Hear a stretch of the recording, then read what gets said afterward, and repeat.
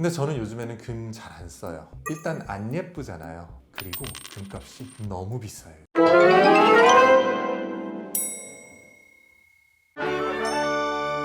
치과에서 많이 하는 충치 치료 중에 인레이라는 단어를 들어보신 분이 계실 거예요. 이 충치가 어느 정도 범위까지 퍼져 있냐에 따라서 치료 방법이 달라지게 되는데, 충치가 조금 진행이 됐다 하면은 레진이나 아말감, 치아에 뭐 이런 재료로 떼어 넣는 충전, 수복 치료를 하게 되고요. 어느 정도 넓고 깊은 범위를 가졌을 때는 무언가 만들어서 치아에다가 딱 붙여 넣는, 끼워 넣는 그런 치료를 하게 되는데, 그게 이제 인레이나 온레이라고 하는 개념입니다. 그리고 그것보다 더 광범위한 충치다, 뭐 신경치료를 해야 되거나 그러면은 치아를 아예 덮어 씌우는 크라운 치료를 하게 되는 것이고요.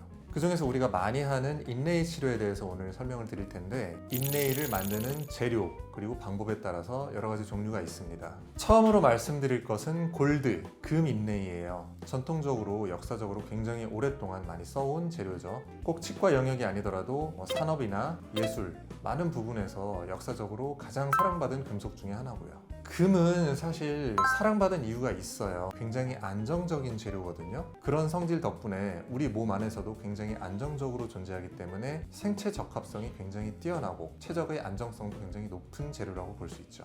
그리고 금속이잖아요. 단단해요, 기본적으로. 그래서 금으로 인레이나 크라운을 만들었을 때 간혹 가다가 금이 깨지거나 찢어지거나 이런 경우도 있기는 있지만, 그게 부서져서 오시는 경우는 거의 없어요. 구멍이 뚫리면 뚫렸을까. 그리고 조작성이 좋기 때문에 아주 미세한 부분까지 재현을 할 수가 있고 적합성이 굉장히 좋은 재료다, 이렇게 볼 수 있습니다. 근데 저는 요즘에는 금 잘 안 써요. 일단 안 예쁘잖아요. 치아 색깔로 하얗게 예쁘게 만들면 좋을 텐데, 예전에는 금리가 입안에 있으면 부위 상징으로 느껴지기도 했었는데 요즘에는 조금은 촌스러운 느낌이 들죠. 그리고 쉽게 부러지지 않는 성질 자체는 너무너무 좋지만, 이 금이 조작성이 좋다고 하는 게 연성이나 전성 이런 것도 좋고 굉장히 부드러운 금속이거든요. 그래서 지금 한창 하고 있는 파리 올림픽 그런 데서도 선수들이 금메달 따면 이로 확 이렇게 물어보잖아요. 그러면은 금메달에 이 자국이 딱 나요. 그 정도로 부드러운 재료라는 건데, 그 말은 치아에 금이 있다고 하면은 강한 힘이 가해졌을 때 그 힘이 전달이 된다는 거예요. 금 자체가 밀린다는 거죠.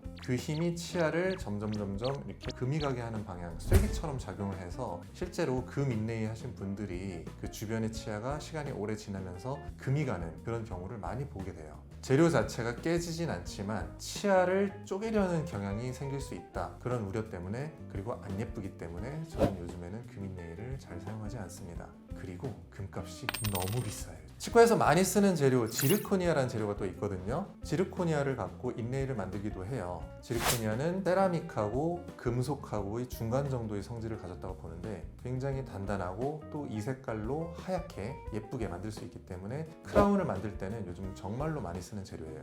그런데 인레이로 쓰는 것은 조금 머뭇거리게 돼요. 이건 지르코니아라는 재료 자체가 나쁘다기보다, 지르코니아라는 재료로 인레이를 만들려면 깎는 작업이 필요하거든요. 이게 밀링이라고 해요. 아까 얘기했던 금은 틀을 만들어서 거기다 금을 녹여서 만드는 방식인 건데, 이 지르코니아는 깎아서 만들어야 돼요. 그렇기 때문에 재료를 깎는 기계에 따라서 정밀도 차이가 날 수밖에 없거든요. 인레이와 치아와의 사이의 적합도가 녹여서 만드는 방식에 비해서는 조금은 떨어질 수밖에 없다. 물론 요즘에는 그 기계가 예전보다는 정밀해지긴 했는데, 이 지르코니아가 가지는 물리적인 특성 그리고 기계의 정밀도 때문에 지르코니아로 인레이를 하려면 금으로 인레이를 할 때보다는 조금 더 광범위하게 이를 깎을 수밖에 없어요. 그래서 정말 좋은 재료임에도 불구하고 저는 지르코니아 인레이는 많이 쓰지는 않는 편입니다. 레진이란 재료가 있고요. 세라믹과 레진 같은 걸 섞어서 하이브리드라는 이름을 붙인 재료도 있거든요. 제 경험으로 봐도 그렇고 치과 의사들 사이에서도 이 레진이나 하이브리드 인레이는 요즘 정말 많이 쓰기는 하지만 강도는 아무래도 세라믹보다는 좀 떨어질 수밖에 없다. 그래서 저도 예전에 좀 하다가 자꾸 깨지고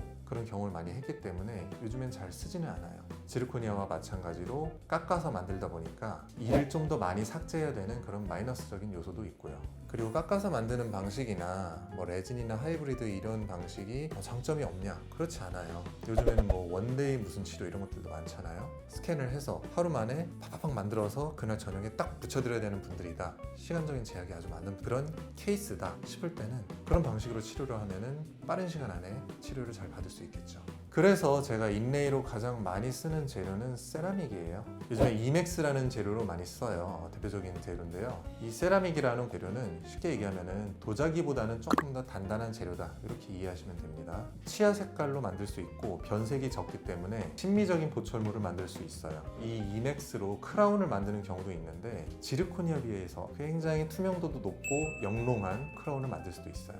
금과 같은 금속에 비해서는 깨질 수 있는 가능성은 있긴 있거든요. 근데 이 세라믹 재료가 가진 강력한 장점 중에 하나가 뭐냐면 접착이 가능하다는 거예요. 이 접착이란 개념은 치과에서는 굉장히 중요한데, 치아하고 레진이나 세라믹 같은 다른 물질과 물리적으로, 화학적으로 강하게 결합을 한다는 거거든요. 이 세라믹을 가지고 적절한 접착 테크닉을 이용해서 적절한 재료를 써서 붙이면 굉장히 강하게 붙어서 떨어지지 않고 그 강도 또한 굉장히 높아지게 돼요. 물론 치아를 어떤 모양으로 어떻게 깎느냐, 치아의 모양이 원래 어떻느냐, 힘을 많이 받는 부위냐 아니냐, 그 부분을 조절을 잘했냐, 접착을 잘했냐, 이런 굉장히 테크닉적으로 중요한 부분들이 있기 때문에 어떤 치과에서 어떻게 치료를 받았냐에 따라서 잘 떨어지기도 하고 안 떨어지기도 하고 그럴 수는 있어요.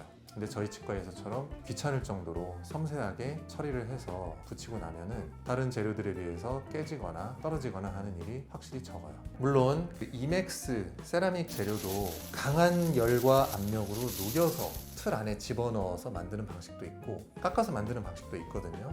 그 두 가지의 차이에 의해서 적합도는 좀 달라질 수는 있겠죠. 재료나 뭐 방법은 계속 발전을 하기 때문에 앞으로 점점 더 좋아질 거예요. 저보고 원픽 하나를 딱 꼽으라고 하면은 금이 너무너무 적합성도 좋고 생체 친화성도 좋고 그런 좋은 재료기는 하지만 금은 이제 조금씩 역사의 뒤안길로 사라지고 있는 재료가 아닐까라는 생각이 들고, 인레이에는 세라믹 재료가 참 좋은 것 같아요. 그래서 치과에서 인레이 치료가 필요하다고 할 때 어떤 방식이나 어떤 재료를 쓸지에 대해서는 본인이 필요한 요소가 있다거나 취향이 있으면은 상의해서 진행하셔도 될 것 같습니다.